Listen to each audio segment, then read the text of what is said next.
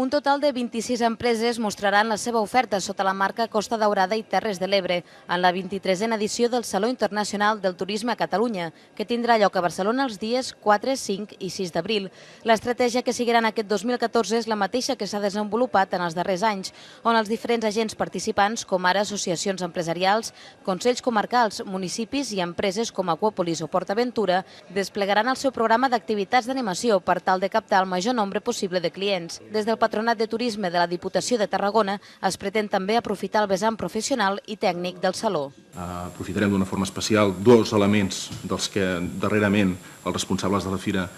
del Saló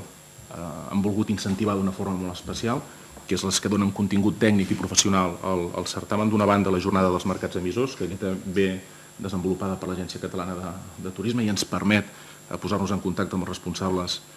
dels diferents mercats dintre del que és l'Agència Catalana, i d'altra banda també després una jornada força interessant d'innovació turística en promoció que organitza el CET, el Centre d'Estudis Tècnics i Turístics, en el marc també del Saló.